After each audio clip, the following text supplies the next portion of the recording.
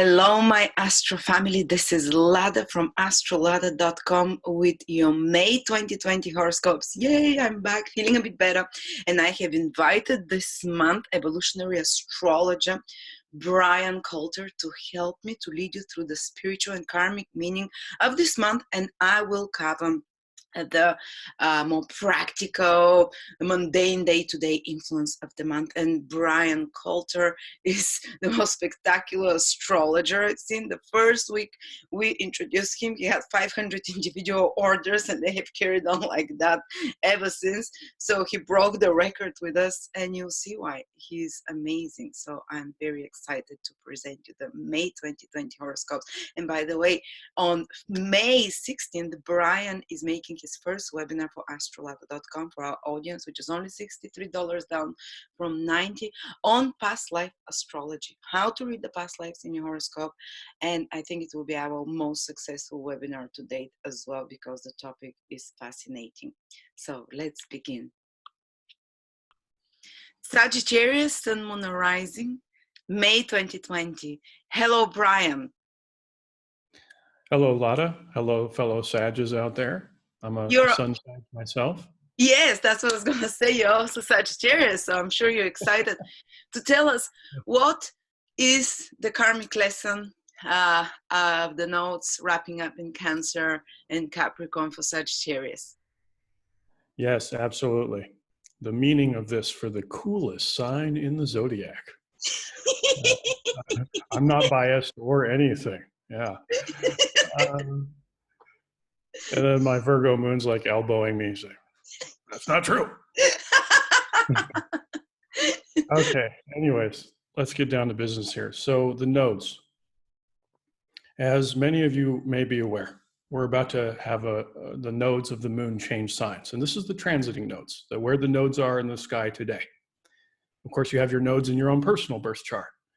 And through the viewpoint of this style of astrology I practice, known as evolutionary astrology, the way we look at nodes in the birth chart is karma and analyzing your own past life, which is the subject of my workshop next month.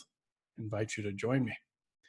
But today we're talking about the nodes moving through the sky, which is linked to collective karma.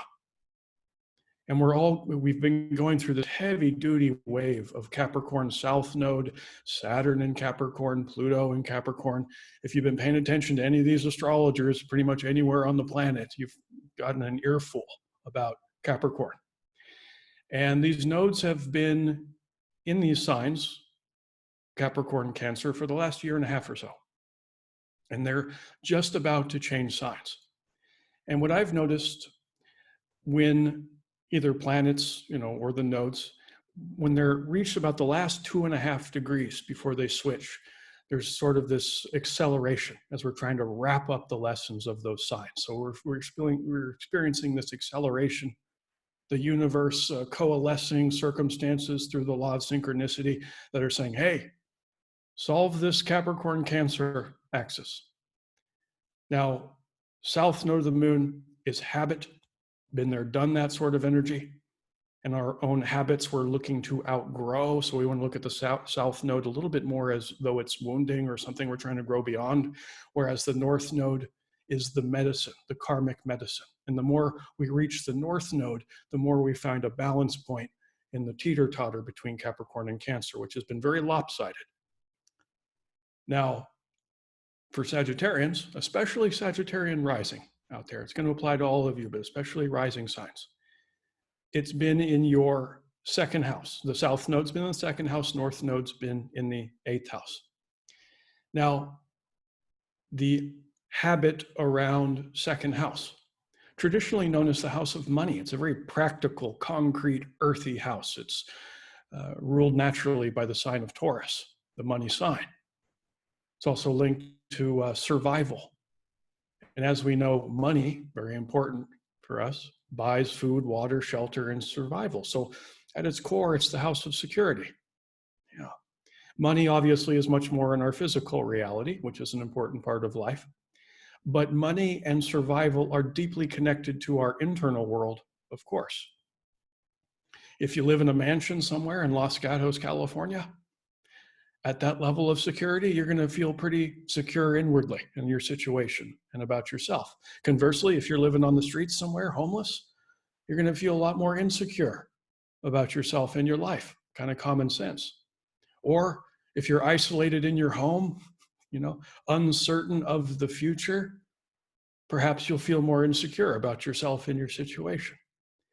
But when I look at the second house in the context of evolutionary astrology, what's the lesson here? That's what I always want to understand.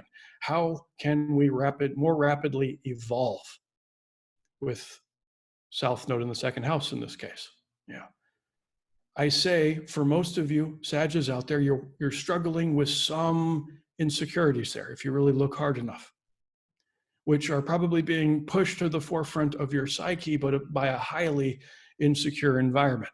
So potentially some self-doubt here. Okay, that's the more psycho-spiritual side of the second house. Yeah.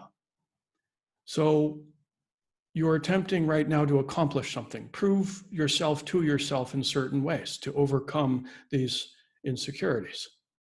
And insecurity at this point in your life, really the last couple of years, okay, you might have had money issues too, a crisis in resources, broadly speaking, that includes skills, tools, money, but also struggling with the internal simultaneously.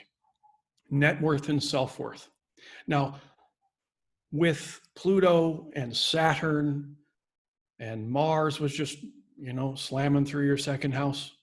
Again, that teeter-totter was really unbalanced. The energy there is very edgy. Okay, so I think we're looking at something even more primal here. Again, money represents the material basis of survival, but I think we're looking at, for some of you, protection from the elements, food, am I going to be able to fill the fridge this week? All these questions pressing at you, okay? So some sort of survival threatening situation causing these insecurities to rise, which turns our attention to the North Node to find that balance point. North Node in Cancer in the 8th house. Get to Cancer in a minute here. But the 8th house has a lot of overlapping meaning with the 8th sign of Scorpio. It's about making the unconscious conscious. Yeah. It's also a relationship-oriented house on some level. I also call it the house of deep bonding. Yeah. So at this phase of your life, to help you reach that North Node, which by the way is not easy work. North Node sometimes almost feels unattainable, like we're grasping at straws, furthest from us because we've been immersed in this very second house context. Okay. So North Node in the 8th house, you need some help. Okay.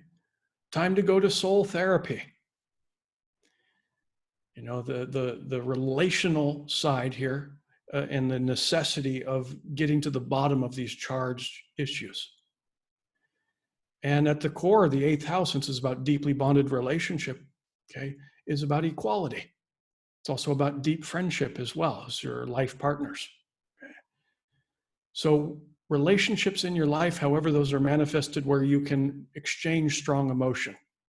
Okay. Feel safe to be vulnerable and not be embarrassed. So you can talk about this charged emotional material. If you're walking down the beach with a friend and you start to smell something really foul, like maybe there's a beached whale, but you can't see the whale, it's like too far away, but you can smell it.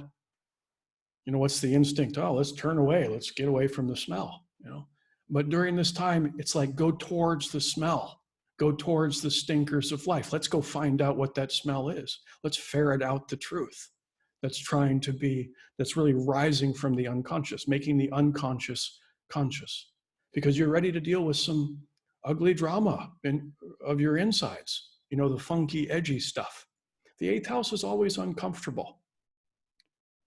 And in terms of the house of deep bonding, also known as the house of sex on some level, it's like after you sleep with somebody for 6 or 8 weekends in a row, out comes your inner crazy.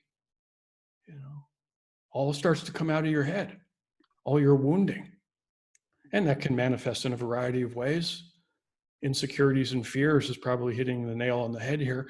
But of course, we can look at the shadow side of Sagittarius. Let's say like myself, you have a tendency to be a bit preachy from time to time. You know, sleep with somebody for 6 weeks in a row, you start force feeding them your cosmology. You know, the body and the unconscious are kind of a package deal here. Now, you're being called to go into the depths, into the internal world. This is strongly supported by Cancer too. Sagittarius in a vacuum, which it's always dangerous to look at any symbol in astrology in a vacuum because we're very complex, you know, creatures that can't be defined by one cartoon character known as Sagittarius. But Sagittarian energy can sometimes avoid the depths, the deep diving, okay? Because of their perception of, oh, let's not dwell on that sort of energy. You know, Sagittarius is a fire sign. It's like, you know, act first, ask questions later, you know, move forward, okay? Have some fun. Let's explore. Let's have an adventure. That's more Sagittarian energy. Yeah. It's more likely to say, instead of looking at my headache, you know, let's put my hat on my headache and dance, you know, cover it up. But we're looking to not cover it up here. Cancer is a water sign. It's on the emotional plane. This is a very watery house since it's got an affinity with Scorpio. And the bottom line about water is about healing, nurturing, regeneration. So you're uncovering a complex that's holding you back. In this case, the second house, insecurity, as I laid it out there. So your inner crazy needs to come out. You know, it's likely that your buttons may be a little more easily pressed. And it's like you can ask yourself questions like, what's the influence of money coming in, and how is this bringing up issues within me? As you see the inner crazy come to the surface. You deal with your stuff or your stuff deals with you. This is very much about the inner journey. Okay?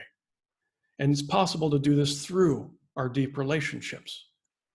Our loved ones can act as a sounding board for our wounded places. Now, take some courage to look at our own woundedness, but you have some helpful allies here in your close partnerships, as I've been saying. But lastly, I'll say that we also have a beautiful sextile from Mars in Pisces in the 4th house of your chart, especially around the middle of the month. It's in a sextile to the south node and a beautiful trine to the north, acting as a support for you doing this deep inner work. And the 4th house is the house of home and family.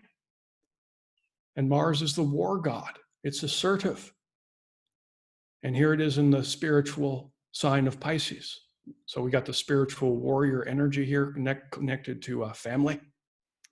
So look for potential spiritual support from family members to help you barrel through some of these inner resistances and fears. And the more you do that, the more you heal. And the more you heal, the more you evolve. And the more you work with the North Node sign related to the karma of the collective, you can do your own small part within the sea of people to help us all access this North Node of the moon. And the more you do that, the more you'll put your personal growth and evolution into, you know, turbo drive.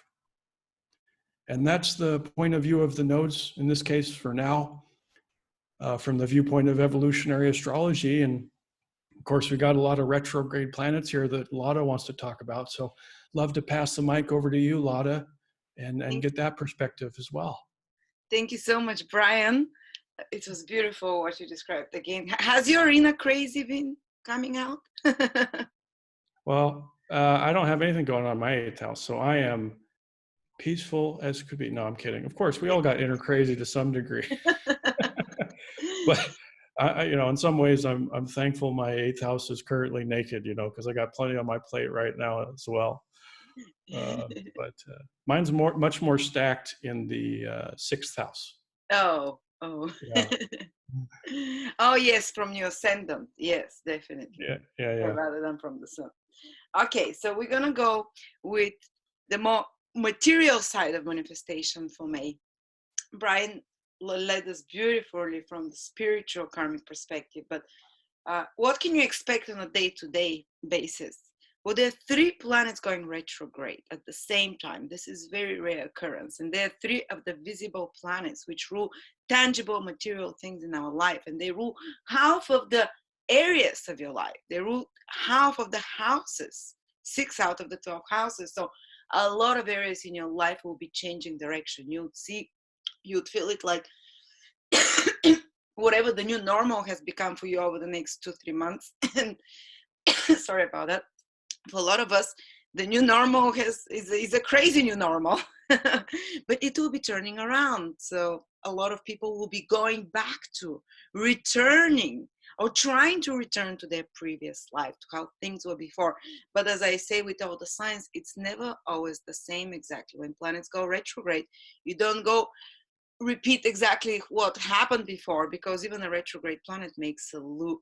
So it doesn't move exactly on its previous course, but loops around towards the past. So you go towards the past, or you try to go back to how things are, but you're using an alternative route, and you're looking at things from an alternative point of view. And for Sagittarius in particular, let's start with Venus going retrograde. It's going retrograde in your 7th house of committed relationships, business partnerships, or people that you consider equal partners in some way, marriage partners, boyfriend, girlfriend of some sort. And this happened the last time for you, Venus going retrograde in Sagittarius in your 7th house 8 years ago in 2012, around the summer and spring. So think back to that time. Some of the lessons might be repeating, but on a different level, or maybe something that you started there, you might get a closure for it now. But it's not always necessarily so. This time it can mean that the relationship that you have started, if you're currently in a relationship, you might have to reevaluate that one. You might have to have some more serious conversations with a partner, discussing the relationship, discussing what is its priorities, and how to make it. The ultimate goal of Venus is to make, when it's retrograde in the 7th house, to make a relationship more fair, more balanced, equal give and take on both sides. So if you are in a relationship that you feel that you're being not treated correctly, or if your partner thinks that way, these things will be brought up, especially when Venus starts going retrograde. This is when things escalate, when the most important events start to happening. So you might start bringing up things from the past, like, oh, I had buried that, I had forgotten about it, but it really starts bubbling up inside that, oh, what you've been doing really irks me and annoys me, and now I can't hold it down anymore. I can't cover it. So you speak it out. It's Gemini. You have to speak it out and talk it out. And that's one of the more difficult manifestations. And Venus rules the 6th house in your horoscope, which means that you might be bringing up with partners topics that usually they're hiding, because the 6th house is the 12th from your partner's 7th house. So that means that some secret topics also can come to matter, or some very private conversations that can be brought up that your partner has been bearing in their subconscious. While Venus ruling your 6th house means something that irritates you, the 6th house is something that in Vedic astrology we call it the enemy, basically something that stresses you out. So you might be bringing out such matters, or on a more simple and easy matters, that things from the past that you haven't fixed in the relationship, or as a couple, maybe something needs to be fixed in the house, something needs to be redone in the house, some practical errand that you haven't finished together as a couple. It will be brought up again, and for 40 days or something, you have to redo it or fix it, some project that requires a lot of kind of more hard work for both of you to work on together. That would be possibly the best thing, or some work project together with a partner. 6th house is work, responsibilities, duties, that is coming back to do it in a partnership together with someone. Or you might be re-examining the terms of contract. You made a promise to someone, or you made a contract with a company or business or whatever, or with a client. 7th house rules all those things as well. Venus retrograde, okay, certain areas of this contract or agreement don't work. Let's try to, let's make it more efficient, more balanced, more equal. And of course, some relationships will not last this test of Venus retrograde in the 7th house, because you cannot escape anymore the inequality or unfairness of that situation, or the unpalatableness. I'm not sure if that's a word even. It's not good to the taste anymore. But that's in more extreme cases. Usually you might just be readjusting and fixing and trying to make more harmonious and more beautiful certain aspect of a relationship. And both can happen. A business relationship or contract or agreement can fall through or be questioned, torn apart, while a relationship can deepen.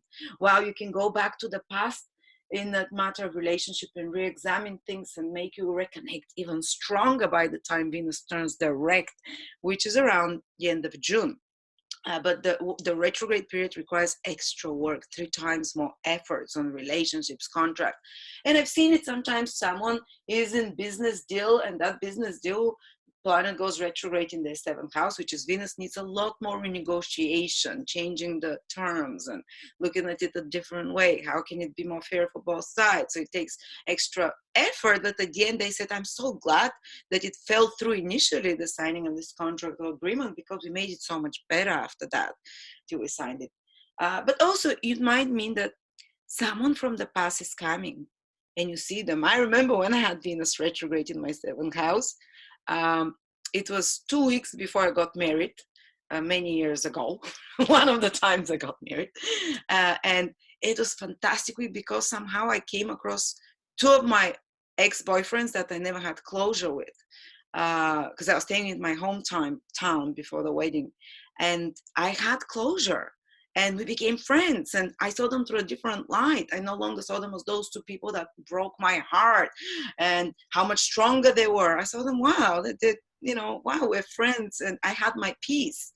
And then Venus turned direct and the marriage came. But it's just, sometimes it can be very healing. Venus is healing as well. It wants to facilitate, to calm, and you can also mean that you and your partner revisit pleasant past experiences, something that you used to do together that you haven't done for a while. You pick it up, and this deepens the bond in some way. There can be some very positive manifestation depending what aspect Venus is doing from your 7th house, and some more difficult ones that we spoke about. Or you can mean like you're getting in touch with people from the past that you considered dear to you in some way, or very close friends sometimes as well. So yeah, that's overall. Or maybe it can indicate that old clients, you're trying to reach out or to change your approach and make more attractive old clientele to draw it into you. Maybe you've forgotten to take care of some old clients, and you're like, oh my God, I can tap into that resource and work it and attract them back here. So that's another thing how it can manifest. Or you can just pick up some old business deal or a partnership agreement and revive it in some way. But otherwise, there can be a crisis in relationships for the more difficult experiences where you are, going through maybe cutting off some relationships of different sorts. Okay, enough of that. Then you're going to have Saturn going retrograde in your 3rd house for the first time in 30 years almost. And it's going to go retrograde 2 more times in the following 2 years. So this is just the start of the process. And you're going to feel it strongly the first 2 months, May and June only. But this is, again, 3rd house is more casual relationships.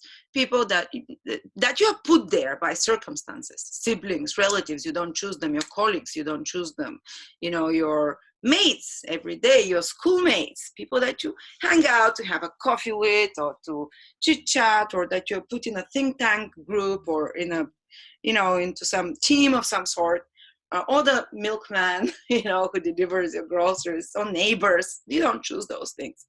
They're there, they're your casual everyday relationships and contacts. Well, you're going to start rethinking them. That's one way, because Saturn is especially critical. It questions everything. And you're going to be like, I feel like these relationships are superficial, or they're, I don't think they're useful for both sides. Saturn is cares very much. Is this useful? Is this practical? Is this gonna help me?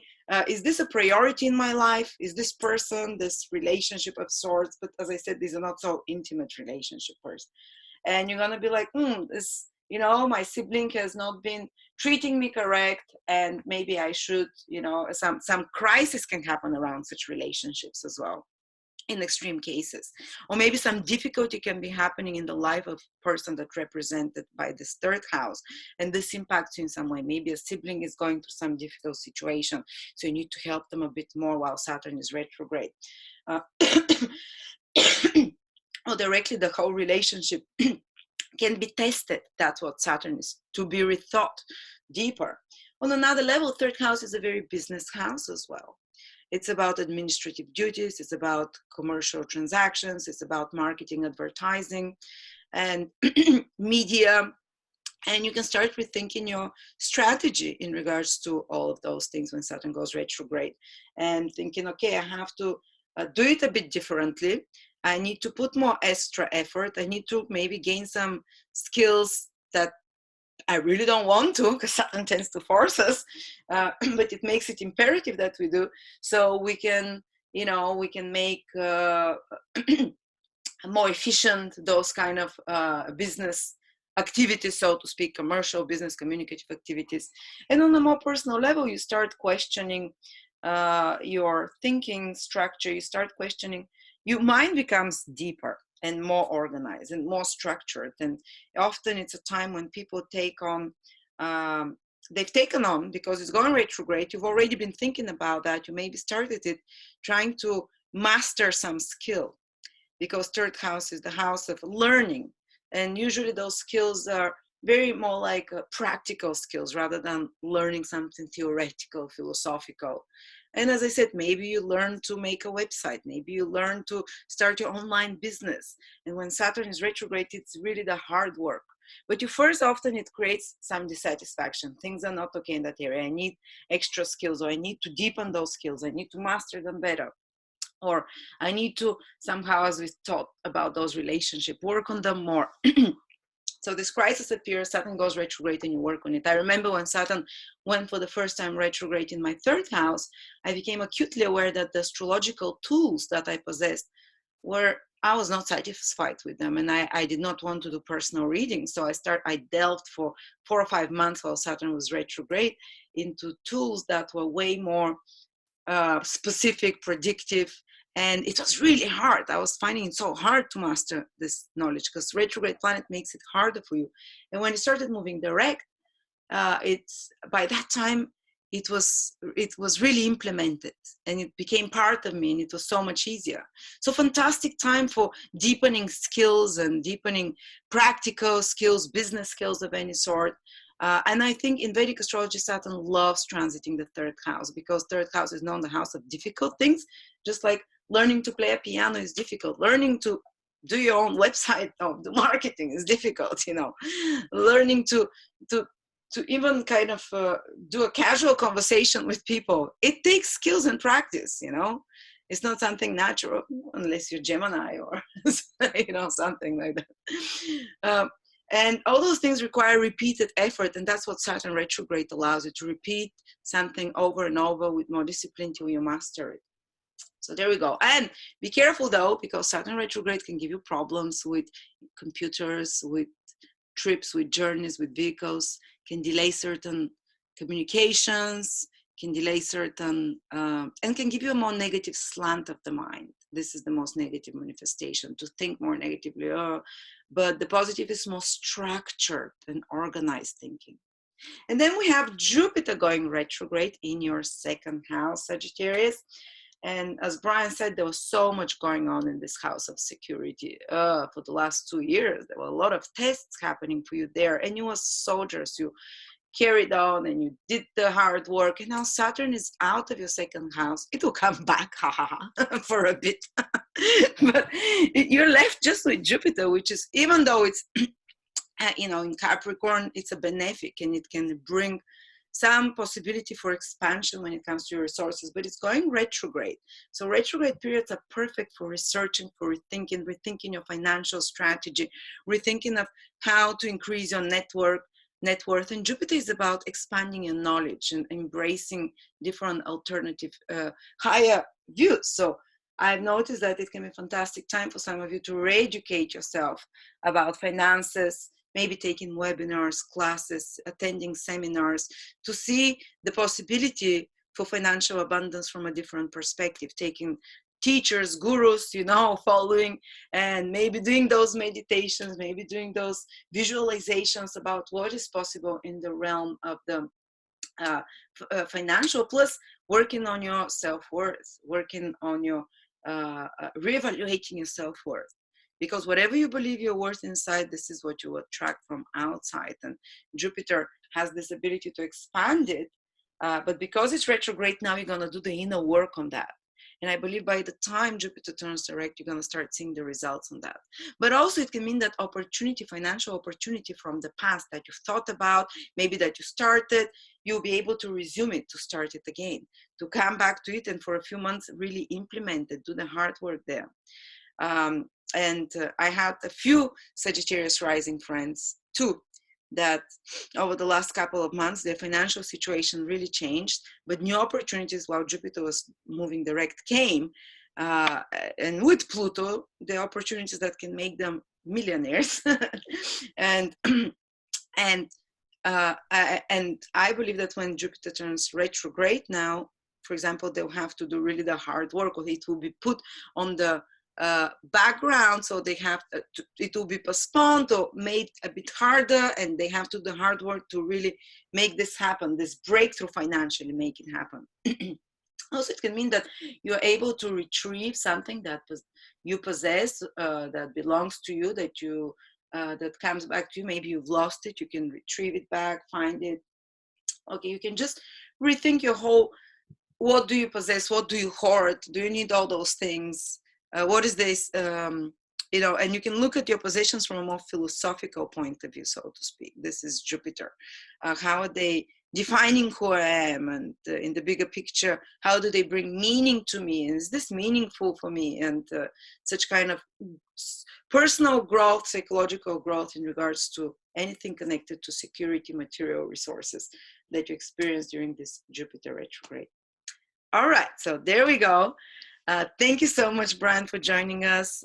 I'm so excited about your webinar coming on May 16th, 4-hour webinar, just $63 about how to read past lifetimes in your birth chart. I think that will be our most visited and watched webinar. So do join us. And thank you, Bryan. Looking forward to collaborate with you again. Likewise. Thank you, Lada.